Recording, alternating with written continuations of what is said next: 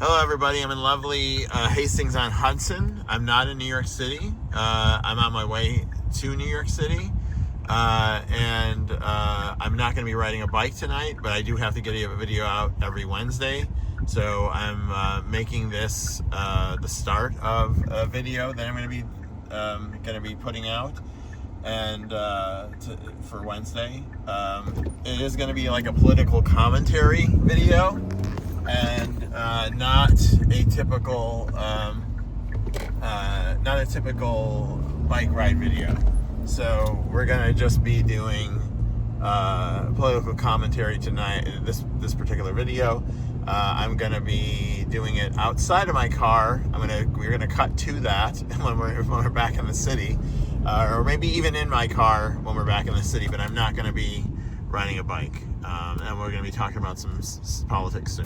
Alright, so I'm back in New York. I don't have my camera rig. I just have my phone, and I'm walking. I'm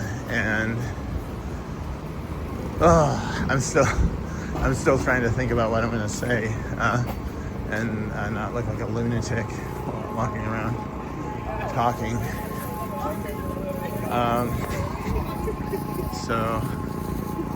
How are we doing here? You know what? I'm going to cross here. We're at 23rd and 2nd in Manhattan. Basically, I started this channel as, it did have a political viewpoint. And the intention was to show that the city was safe, despite Trump's psychotic claims that it's a criminal hellhole. So I feel like I've accomplished that goal, through my videos. But I try to keep it light and not like overly focused on politics. Occasionally peppering it in there here and there, but not like overly focusing on it. But I feel like things are getting. You can't. I have to kind of be political all the time. I think everybody has to be political all the time.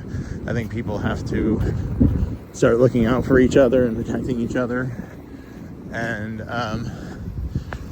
using what resources and privileges you have to help people who don't have those resources and privileges, to keep people out of jail, keep people from being deported, and we all have to practice solidarity. We all have to watch each other's back, take care of each other, and defend each other against the state, basically. I was gonna do a ride, like a Roosevelt Island ride. It's actually not even very late, by the way. It's like 11, I guess. I don't even want to look at the time because it'll fuck up the camera shot. But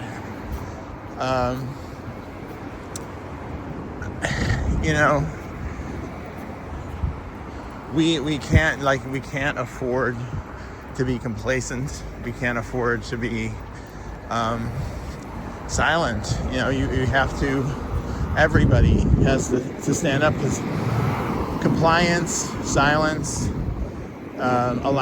just passivity is going to only result in even worse things happening. Because bullies view passivity as an invitation. They view compliance as an invitation to behave even worse. So you have to fight back. It's the only thing they understand, and we have to fight back together. Having solidarity with each other. There are many resources out there on how to help protect immigrants, how to protect your community in general from the police and from ICE, and I'm going to share those in this. They'll be on the title on the screen when this video is fully produced. I'm trying to walk by myself without, kind of find it isolate, not very populated sidewalk, so I don't sound like a maniac talking to myself. But It's, again, unprepared. I just, I have a, I just, I was going to do a ride. It's too fucking cold. It's brutally cold. It's like, upstate central New York cold down here today. And I've gotten hypothermia before. As I mentioned, I'm like kind of repeating myself from the earlier clip, but, and I don't want to do that in this weather. But I do want to, I think I'm going to start having prepared political content. So it's going to be like a little bit like a ride, like a moving podcast, kind of thing. I've done podcasting before. I haven't done it in a while. I have to like work on like kind of organized content instead of like coming up with things off the top of my head on the fly. So, that's just more work for me. But it's fine. I think we need to talk about what's going on, and we need to keep ourselves informed. And like throughout me talking, there should be various links and resources, and they will also be in the body of the video. Or I mean the description. I should say the video description. There should be the links as well, so you can easily click through instead of having to like type them in from a screenshot. But anyway, I did keep my promise for a video every Wednesday. This is the first of Wednesday videos. I wish it were a little better than this, but I'm cold as fuck, and I'm gonna get a cab, and we're gonna talk more about what's going on next week. I mean, maybe when I get inside where it's warm, I might add a little bit to this. Here's a cab. But right now, I'm just getting a cab right now. So I am in the comfort of my own home. You can see my cool musical equipment here. And I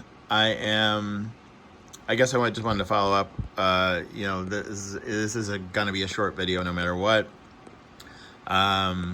But the most important thing, I think, to remember is that you don't need to be part of a group. You don't need to, know the law even necessarily to be a decent human being and to help people. Like if one thing in particular that's important for everybody to know is you don't have to answer the door to the police or any authorities without a signed warrant from a judge. That's number one. You don't need to open the door to them. You definitely should never open the door. You should ask them to slide the warrant under the door. You never open the door definitely never open the door to ICE, but just in general, don't open the door to the police or any authorities unless they have a warrant to come and harass you. They or search your house. Also, you have the right to film the police and ICE. You have the right to communicate with the people that they are that ICE is harassing and detaining or kidnapping. You have the right to tell that person that they have the right to remain silent, and they have the right to an attorney, even if they're not a citizen. They have a right to remain silent, and they have a right to an attorney. You just do what you can. Like you can't, just keep your distance. Don't interfere, unless you feel confident enough in doing that. But I don't think it's a wise thing to do on your own. But you should. If you see somebody being detained by ICE, try to communicate with them. Film if you have a camera with you, if you have your phone, film the kidnapping or potential kidnapping. You should also try to communicate with the person being kidnapped that they have the right to remain silent and they have the right to an attorney. They don't have to answer questions from the ICE agents. And finally, make notify the people around you. Like it's always good to carry a whistle. That's why that has become a very common thing, that people are carrying whistles to notify the community that ICE is in the area, or a kidnapping is in progress. There's limited things you can do as an individual. There are more sophisticated things you can do as a group, but you can always help, even as an individual or in a group. You can always help, and we need to all be helping each other. We need to be proactive about helping each other and protecting each other. Anybody who cares about a civil society, who cares about freedom and just personal freedoms or democracy, needs to be helping everyone, helping each other. We have to work as a community and work together as best we can and protect each other. And I'm basically kind of repeating myself, but I think I'll have in the next episode, I'll have a more prepared statement to make. And again, I will be flashing links that will be useful for people, people to start helping.